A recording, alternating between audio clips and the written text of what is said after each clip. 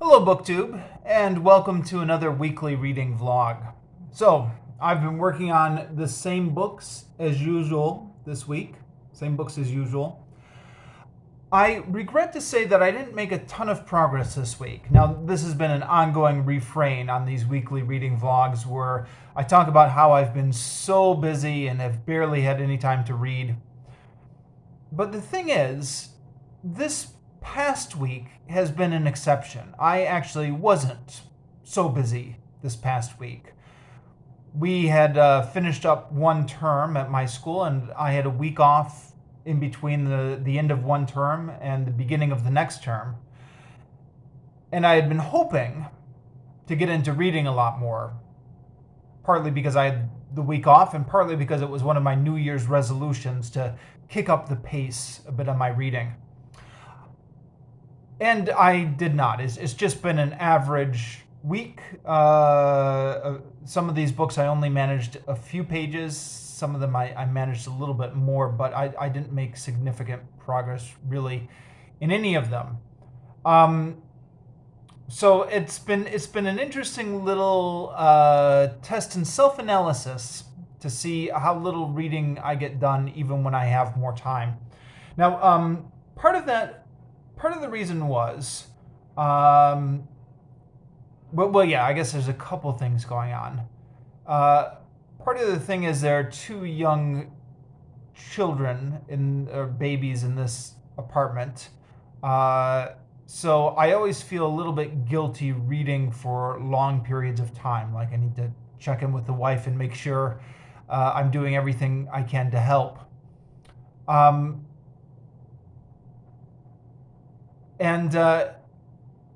only really feel that guilt when I'm trying to read for long periods. Like if I'm getting sucked into Facebook or YouTube, I feel the guilt retrospectively. Like I'll be like, wow, did I really just spend 1 hour on YouTube? What am I doing with my life? I've got to help out more around the house. You know, you have that realization when it's all over. But in the middle of it, you're just sucked into it. That's the problem with a lot of the internet, huh? The way you just don't even realize the time going. The other thing is, as part of my New Year's resolutions, I'm trying to get my life organized, and part of that is replying to all the messages from the past couple years that people have sent me that I just never replied to. Facebook messages, emails. I've been pretty terrible about it.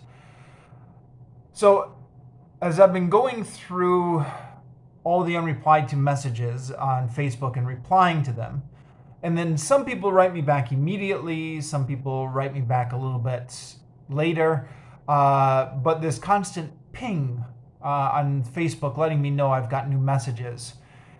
And the more I get that ping, the more I feel the urge to check it. So for example, I'll go out for a walk and then I'll come back home and be like, first thing is check and see how many messages on Facebook, how many people were replying to me, or trying to get something done, but you keep feeling the urge to check and make sure there aren't any messages waiting to be replied to in Facebook or emails. I think a lot of people have talked about this before, how these social media messaging systems hack your brain a bit and destroy your concentration. I was actually earlier this week talking about social media addiction and BookTube, but I view what I was talking about earlier this week in somewhat of a different context. Although I don't know, maybe it was all related. But what I was trying to talk about earlier this week was the need for validation that people seek on social media. So in terms of BookTube, the need for subscribers and the need for view counts. I feel like this is somewhat of a different issue, arguably related, I don't know, but the need to be constantly checking it and the fact that it seems to mess with your concentration or messing with your attention span. Same software that's causing the problems. but maybe a different problem. So anyways, I got so caught up with that, I found it difficult to refocus myself and do the reading. But new week, gonna try and pick myself up again and focus, get more reading done. Anyways, let's go through it. Herodotus, I got 4 pages read. Was intending to get more, but did not get read. I'm still in the sections now where he's talking about the Spartan kings and the history of the dual kingship and the rivalry between the 2 kings he's got on now. I didn't make a lot of progress. It was interesting what I did read. The grammar book. So I mentioned this last week. One of the ideas I have for this new year is to really kick my professional development reading into high gear. So do like a chapter a day instead of like 2 pages a week.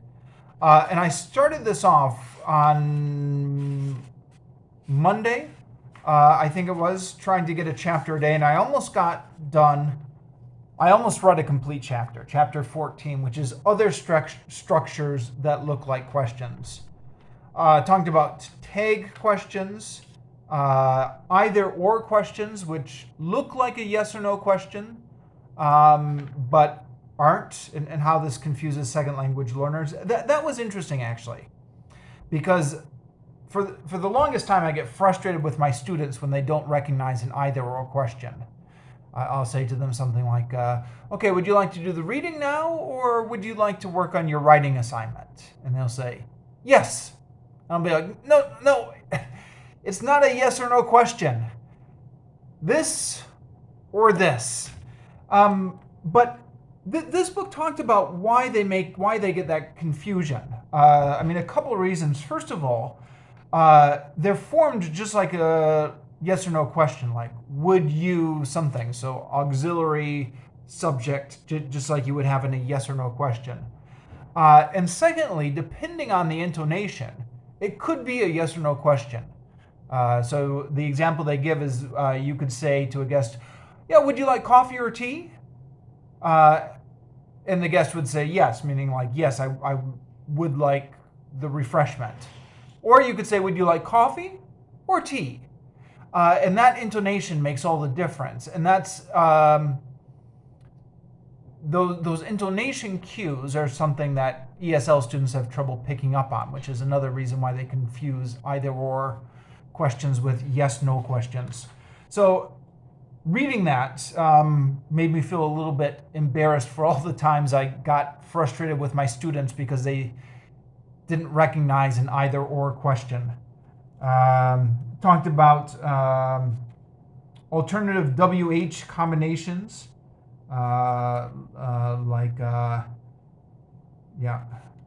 rhetorical questions. Yep. So that's what I covered this week from the grammar book. What was that? 8 pages read of the grammar book, almost a full chapter. I just didn't make it to the end. And then after Monday, I just didn't come back to that book. 2 Towers got 52 pages read this week, from page 738 to 790. Again, because this is the smallest of the books, it's the one that I'm always taking in hand. I went out to a vaccination session earlier today, actually, and took this book with me because it's just something easy to throw in the backpack. Read this book while I'm eating dinner, or just things like that, little snippets. So I'm spoilers, but I'm going to assume everyone's familiar with this story because of the movie. So the part I read this week was where they went to Saruman's tower after it had been destroyed by the Ents.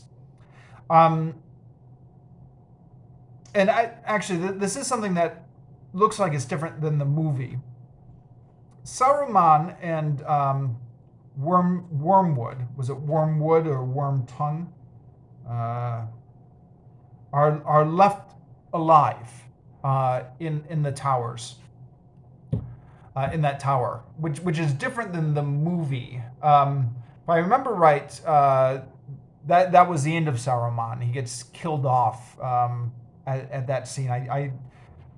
I think actually it might have been in only the extended version, not the theatrical release. But at any rate, in one of the versions of the movie, he gets killed off here.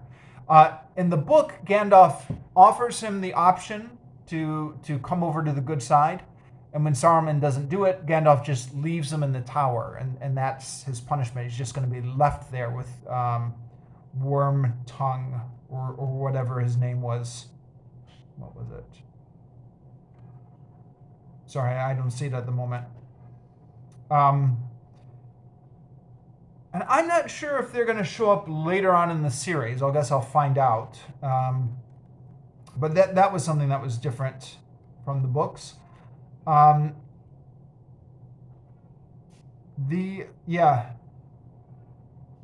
interesting thing is, this is something I talked about in my review of The Hobbit, but the human characters are showed consideration, mercy, the chance for redemption, etc.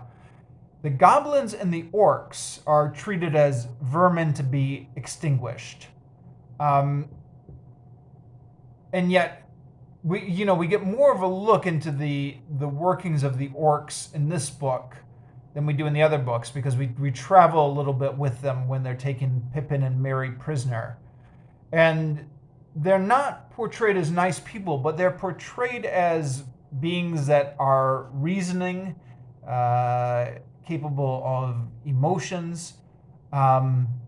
So it bothers me a little bit, this campaign of extermination against the orcs. Like, I understand in the heat of battle, they attack you and you kill them in self-defense. But both in The Hobbit and in this book, after the orcs are fleeing, then there's a need to go and pursue them and stamp out everyone that you can. And as I mentioned in my review of The Hobbit, maybe that's just fantasy. The idea of evil creatures who are always evil and just need to be exterminated is maybe just part of fantasy. But as I said in my review of The Hobbit, I'm still a little bit unsure about how I feel about it. Then, I've just barely started this, but the way the book is set up, the adventures of Frodo and Sam are regulated to the second half of the book. So this is actually labeled as book 3 and book 4, even though it's book 2. But I guess Tolkien originally wrote it as 6 books, and then the publishers divided it up into 3 books. So book 4 is all about Frodo and Sam, and we'll see how that goes. Even though this is my first time reading the books, I saw the animated movie when I was a kid, The Return of the King, the Rankin Bass one, and I remember in that, I remember watching that animated movie. I was really interested in the big battles at Minas Tirith, I think was the name. But I was so bored by the journey of Frodo and Sam. And then when the Peter Jackson movies came out, I again felt the same thing, feeling really bored whenever the action would go back to Frodo and Sam and their journey. And the way this book is divided up, now the whole second half of this book is going to be about Frodo and Sam and their journey, but maybe it will be more interesting in book form than it was in cinema form. I guess I'll see. All right. From the Complete Stories of Oz, this week I finished up Little Wizard Stories of Oz. So this is like a bonus story. This is not one of the canonical 14 stories that L. Frank Baum wrote. It's an extra little story that he wrote for younger children. Actually, it's six stories that he wrote, apparently to gin up interest in the series right about the time he was trying to revive the series after having gone bankrupt. He had previously tried to end the series, but then tried to revive it after he went bankrupt. And in my edition, it only takes up 24 pages, the whole collection of short stories. But I think if you buy the original edition or a reprint of the original edition, it takes up like 150 pages or something like that. But that's with really big print, and that's with a lot of full color illustrations and 2-page spread illustrations. He was aiming for younger readers, I believe, with this. Although the prose style is very much the same, in my opinion. But I guess maybe the big full color pictures may have been where he was hoping to hook in younger readers. And maybe the fact that just the stories were shorter was more appealing to younger readers. I got this information from Wikipedia, by the way. Wikipedia said he was aiming for younger readers. I don't even know what that means. I mean, how old was his original target audience? 8, 9, 10, 11, 12? So if he's aiming for younger readers, how old is he aiming for? I don't know. But I'm not going to talk about it because I'm going to be filming a separate video about that either later today or tomorrow, and then I'll post it tomorrow. Part of Dane reads and I doing this series as a buddy read. Although there was a little bit of a miscommunication maybe about the order we're doing these in, because I'm reading them out of this collection, but Dane is tracking down the books individually. So I think Dane might be doing his review of TikTok of Oz first, but we'll after we get past that, we'll sync up again eventually. Okay, and then the Bible. So I finished up Genesis this week. I had 4 pages left to go from last time. And they were an eventful 4 pages, especially the prophecies at the end, where Jacob gives blessings to his sons and prophecies, and spent a lot of time reading those prophecies and then going to Wikipedia to say, okay, what exactly does this mean? Of course, for a lot of this, you know what it's like reading the Bible. You read something and you're like, oh, what does that mean? And then you go to the Bible commentary, and the Bible commentary will say, yeah, nobody knows what this means. But there are some interesting theories, and there are some interesting hints and stuff like that about how these prophecies and blessings relate to what had happened to the 12 tribes of Israel at the time that these stories were collected. But anyways, I won't talk about that because I've already finished Genesis and I already posted a review earlier this week. So I'm on now to the second book of the Bible, Exodus, with the story of Moses. Now, the story of Moses is an interesting story. A couple of years ago, I posted a review of The Secret Chord on this channel, which was a historical fiction or retelling of the King David story. And I said King David was the only epic that was in the Bible. You know, there's lots of stories, like Samson is a story, or I don't know, Gideon is a story, or something like that. But there's no big epics in the Bible except for King David. And somebody in the comments to that video said, you're forgetting about Moses. And yeah, I was. I guess Moses is another one of the epics in the Old Testament. So some of this discussion gets down to semantics about what does epic mean. So it's kind of a silly discussion anyways. But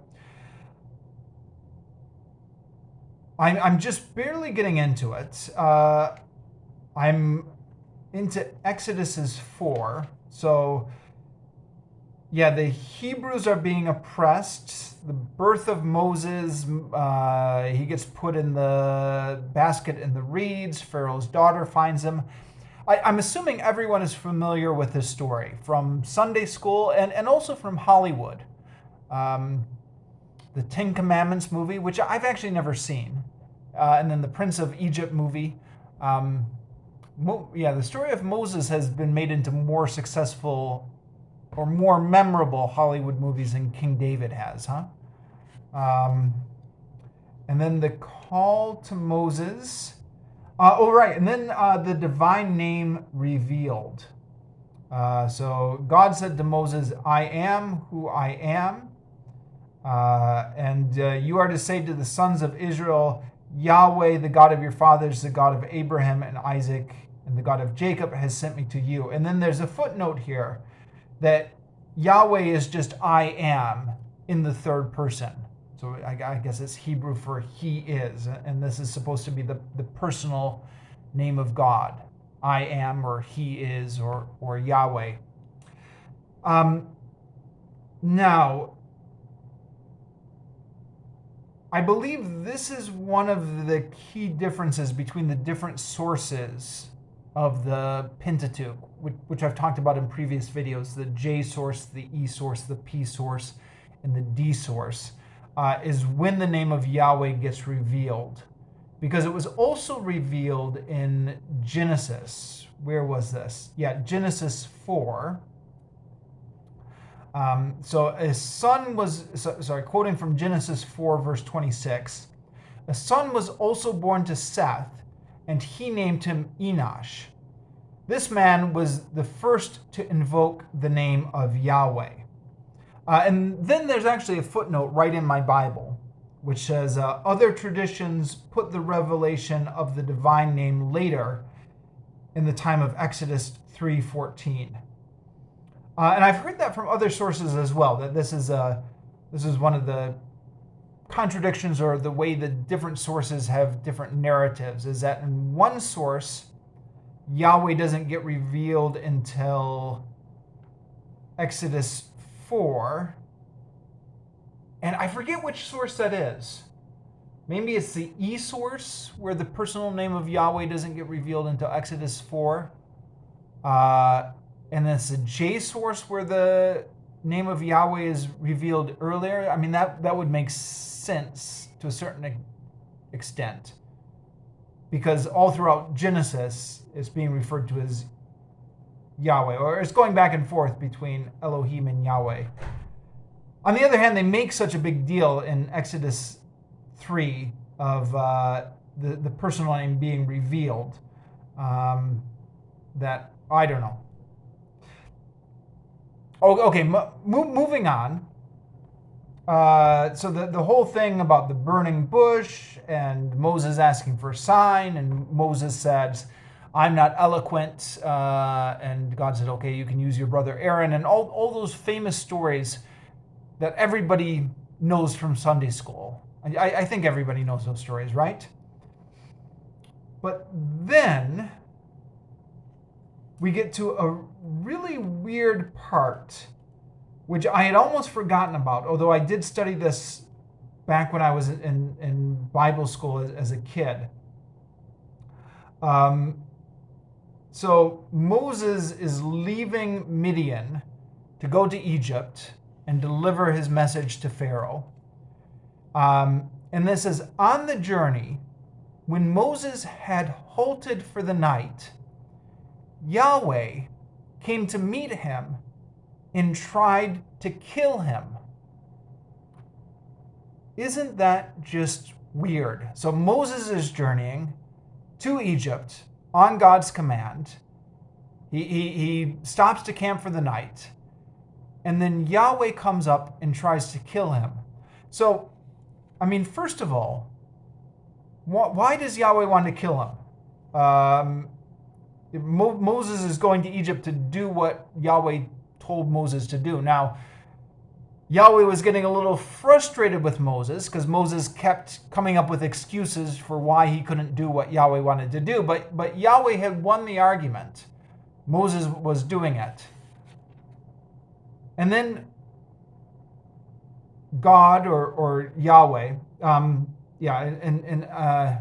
I should note here, I'm using Yahweh because that's what is in the Jerusalem Bible. I believe most English translations will use the word Lord when the Hebrew Yahweh is being used. So if it's Elohim, they translate it as God. If it's Yahweh, they translate it as Lord. It's a common convention. So the Yahweh came to him and came to meet him and tried to kill him. I mean, the other thing that's weird about this is when we imagine God, we think of this spiritual entity up in the sky or in some other realm of being. We don't imagine it as somebody who would come up to your campsite in the middle of the night. It would be like, who's that coming in the distance? Oh, it's God. Maybe he's coming here to kill you. It strikes me as a little weird. Now, something I picked up from the unauthorized version by Robin Lane Fox, which I've talked about on this channel before. He talks about the different versions of God presented in the E-source and the J-source. The E-source, again, being the Elohim, the J-source being Yahweh. He says the J-source God, the Yahweh God, is much more anthropomorphic. I guess maybe similar to the vision of the Greek gods or something. So Yahweh walks with Adam and Eve in the Garden of Eden. Yahweh physically apparently shuts the door on Noah's Ark. And Yahweh meets Moses at the campsite and tries to kill him. I should also mention, this is going back to Genesis, but Jacob spent all night wrestling with God. I'm looking at that now. Genesis 32. And they translate it as God. They said, because you have been strong against God, because I have seen God face to face. So because it's being translated as God, I think that must mean it's the Elohim God in Genesis 32. That kind of just contradicts what I've been saying, doesn't it? Because wrestling with God would also imply an anthropomorphic God, wouldn't it? Now that I think about it. But anyways, that's what Robin Lane Fox said in his book. So maybe we could imagine Yahweh in like an anthropomorphic form coming in and I don't know, is he wrestling with Moses here? Then at once Zipporah is Moses' wife, the one he got from the Midian priest. Zipporah took up a flint. What is a flint? A sharp stone, I guess. Cut off her son's foreskin, the foreskin on the penis, I think. And with it, she touched the genitals of Moses. Truly, you are a bridegroom of blood to me, she said. And Yahweh let him live. It was then that she said, bridegroom of blood, on account of the circumcision. So this is going back to the covenant of circumcision, which was introduced with Abraham back in Genesis. Now, with these really weird passages, I like to look at a couple different translations to see what's going on. The NIV and a lot of other translations said she touched the feet of Moses. Here in the Jerusalem Bible, it's she touched the genitals of Moses. But on the NIV, they've got a footnote, and the footnote says that the Hebrew word is uncertain, which I guess means it could mean genitals. And then you can look up commentaries on BibleHub.com, and it's interesting because they've got a lot of different commentaries that you can look at, which range from traditional Christian to more scholarly, critical commentaries.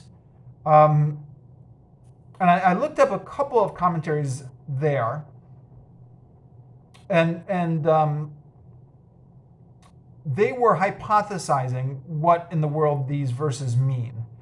And a couple of them, I think these were ones that were Christian apologetics in tone or in outlook. They said, this verse seems so bizarre because it's so abrupt and it's so brief. But we need to imagine that this took place over a period of several days later. So now that's not the impression you get reading through the Bible. Reading through the Bible, you get the impression that 1 minute Moses is talking to God, to Yahweh, and the next minute Yahweh is meeting him at the campfire trying to kill him. I guess you could interpret this as several days later. Well, I mean, it does say on the journey, so I guess it must be. And they said you've got to imagine that in the interim, Zipporah gave birth to a child, and now she's journeying with her husband Moses. And one of the commentaries said, back in this time, women didn't get a lot of rest after they gave birth because of necessity. You got dangerous times. You got to go out and get food or whatever the ancient people did. So she's journeying with her husband, and they never circumcised their son. So that's the offense against Yahweh. And then they said, when it says Yahweh came to meet him and tried to kill him, it doesn't mean like Yahweh just walked up to the campfire. It means Moses just got really sick, and that was God trying to kill him. And then once he and his wife realized what they had done wrong, like, we never circumcised our son, then they do the circumcision, and then they're right with God again. Now, I mean, aside from the obvious problems with that interpretation, the obvious ones being that these very harsh divine punishments seem a little bit random in the Bible,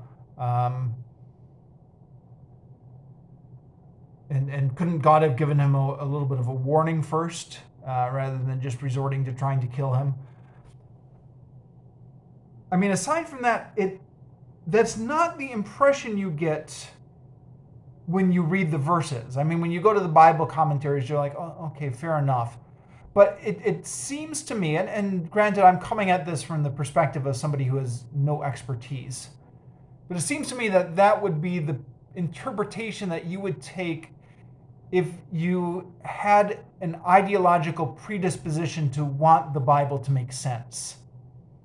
But if you were just, if this was just another ancient text, on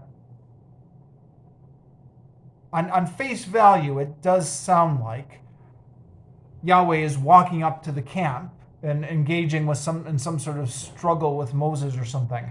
And one of the commentaries did acknowledge this. They said, granted, when you read these words, you do get the image of Yahweh actually coming down to the campsite and attacking Moses in person.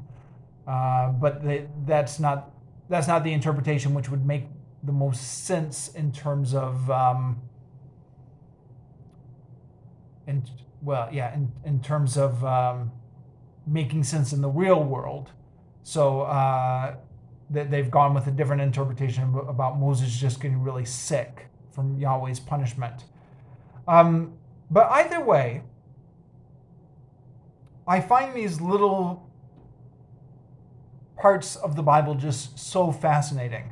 And, it's also interesting, you go through this, and it's stories so well from Sunday school and Hollywood. The burning bush, the 10 plagues, and then inserted right in the middle of this are these is this bizarre little story that you never hear about.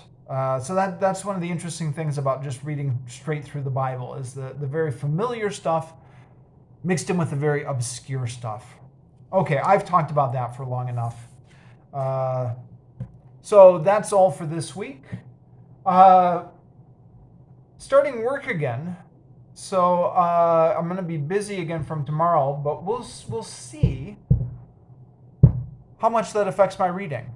As I mentioned this week, I thought it was less external stuff and just more lack of discipline and self-control that prevented me from reading more. So we'll see what happens next week.